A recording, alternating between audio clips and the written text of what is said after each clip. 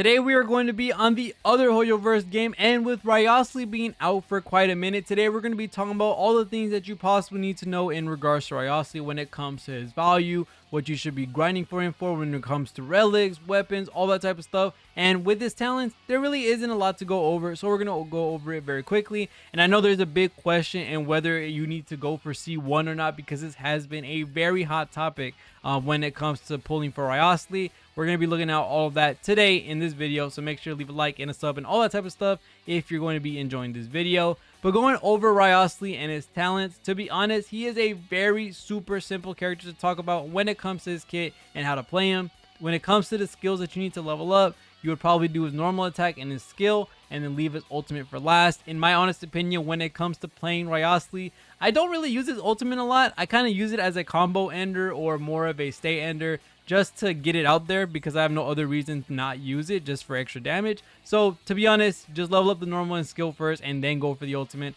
I don't use the ultimate very much, but you know, everyone has their own way of playing. But mainly we're going to be talking about his skill, because this is going to be the main bulk of his damage and the main portion of his kit, because it is going to be allowing you to do more damage when he does his normal attacks and his charge attacks. Now, depending on a certain HP threshold that you're going to hit with Wriothesley, is going to give you different effects. When you have above 50% HP, you're going to be giving yourself stronger normal attacks, but you will be losing health as a consequence. Now, with you being under 60% HP, you're actually going to be getting a buff to your charge attack, which hits very, very hard. You're going to get a damage buff. It won't even consume stamina, and you will get some of your HP back. So remember, if you're above 50, you're going to get higher normal attacks, and they're going to hit harder, but you're going to lose HP. When you are under 60%, you're going to be able to have your charge attack come up without stamina, and it's going to do more damage, and it's going to heal you. And that's pretty much it when it comes to talking about his kit. When you do use your skill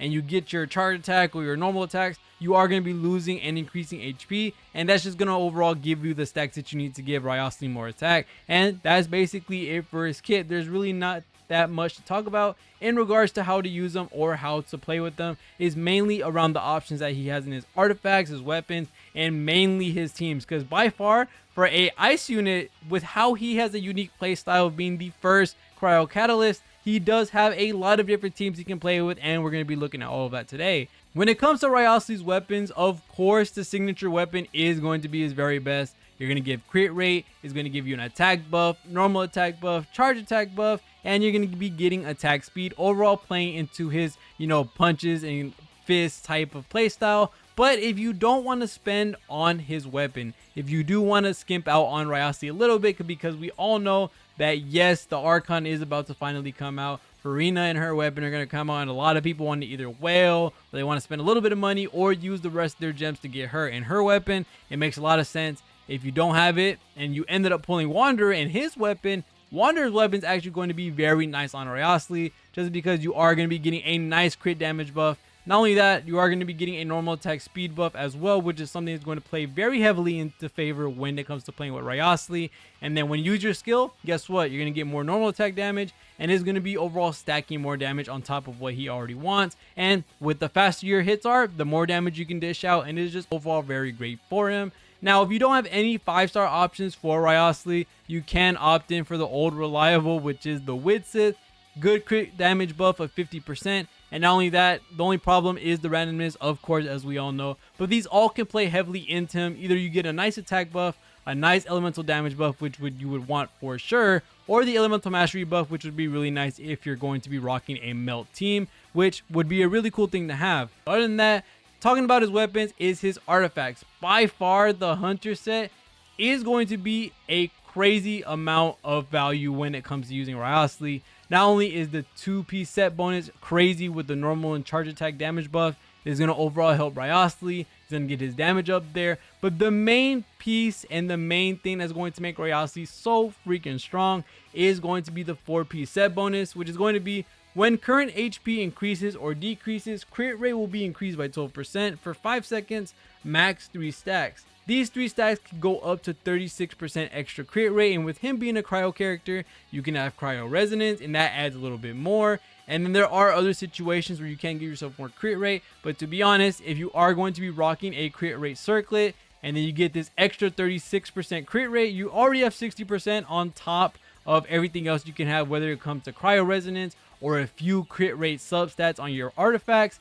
This is by far going to be some of the craziest amount of easiness when it comes to grinding out his relics. So although the hunter set is fairly still a little bit new, I do think by far it is going to be his overall best set for every application, in all honesty. Now, if you are going to be rocking a freeze Wriothesley, then of course we know that Blizzard Strayer is going to be by far the easiest one to grab. You're going to get a fat ton of crit rate from it, and you're getting the cryo damage bonus, which is overall going to be very nice for him if you're going to be rocking a freeze Wriothesley. I do think regardless though, 100%, if you can go for the hunter set, go for the hunter set. But if you do have spare Blizzard Strayer pieces, go ahead and rock that if you don't feel like grinding the hunter set, which I do recommend very highly, because the buffs that you get for damage when it comes to normal and charge attacks, overall very strong. And then he gets so much crit rate just for using his base kit.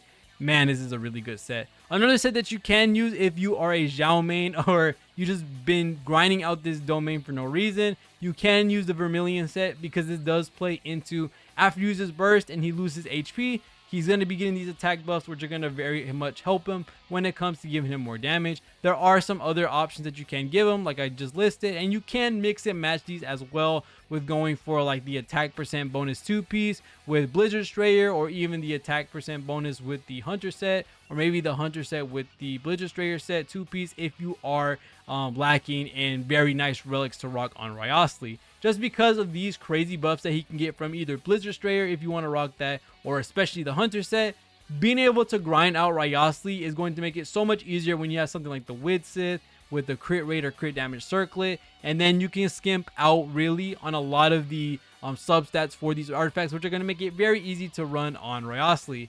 Now, one thing that I know a lot of people are looking at is C1, and should you get C1 when going for Wriothesley?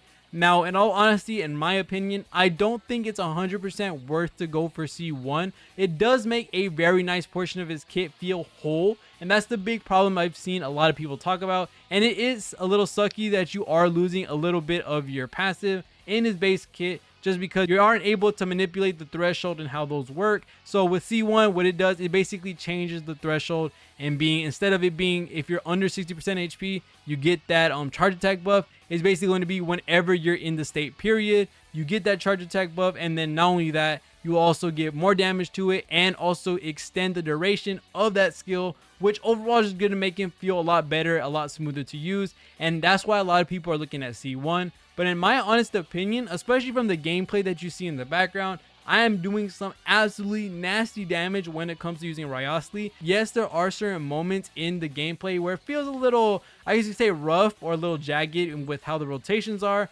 Yes, this is going to be a little problem with Wriothesley. There are moments where you're going to feel like his damage instantly starts dropping off because you're not going off cooldown for the skill, or there's not that crazy little of a window, because the C1 helps with that so much. I just think, to be honest, with all the damage that he's possibly doing right now at C0, and with the teams that you can build that are easily as strong or can make a very strong combination, I don't think you 100% need C1. I think C0 is honestly where you can stop at. It's very nice. Remember, the Archon is about to come out very soon. We don't know what she's going to do, but with her being a Fontaine unit, she's probably going to play around with her HP and stuff, and we don't know. Maybe she'll be able to buff all these Fontaine units who are having this weird HP manipulation to their kit. I don't know. We'll see. Just remember that the Archons are going to be always the best of their, I guess you could say, role. And with Farina coming out, we never know what we're going to see with Wriothesley. And with her being Hydro, that can enable either, you know, Hyper Bloom, or that can enable Freeze. There's a lot of really cool stuff that can go if you're going to be going with the Archon with Wriothesley.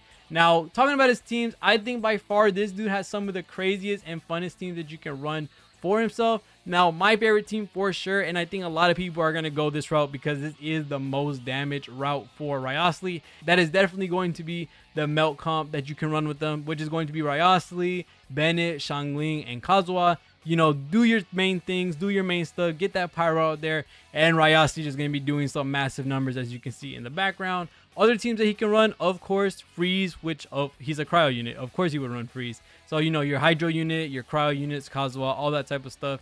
Yeah, basically the main bread and butter for a ice unit. Now, another unit you can use, or another team that you can use with Wriothesley, which is a very, very strong team, is going to be Hyper Bloom or Fridge Wriothesley, which is going to be Wriothesley, Kuki or Raiden, and then it's going to be Nahida and Yelan or Chingcho. This is going to make it to where, if you didn't know, having them frozen is going to keep the hydro status on them for longer, and it's going to allow you to make more bloom cores. If I'm saying this right, I'm not a big theory crafter on how dendro works, but I know for sure that the cryo is going to allow you to have more applications of hydro, which is going to let you build more dendro cores, and it's going to allow you to do more hybrid blooms. With that way, him being a cryo unit is going to allow this interaction to happen, and the amount of damage you can get with having a fully built Nahida, a fully built Kuki, or Raiden, you're just absolute madness in how much damage they're doing, and then you're also piling on top of Wriothesley's raw damage himself. So there's a lot of really cool things that you can run with them. He's a very fun unit, and for those that are very excited to play with the characters more,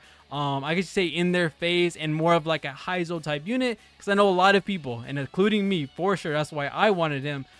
He plays just like Heizo, and I think Heizo has a really cool moveset, a really cool kit, and Wriothesley is just that upgrade. He feels very impactful when he fights. His ult's really cool. His voice lines are really nice. He is voiced by Jotaro in the JP dub. So there's a lot of really cool things with Wriothesley. But other than that, that is going to be it for this video. Thank you guys so much for watching. I'll wait to end this video. If you made it to the end, let me know in the comments down below. But other than that, thank you guys so much for watching. See y'all the next one, and peace.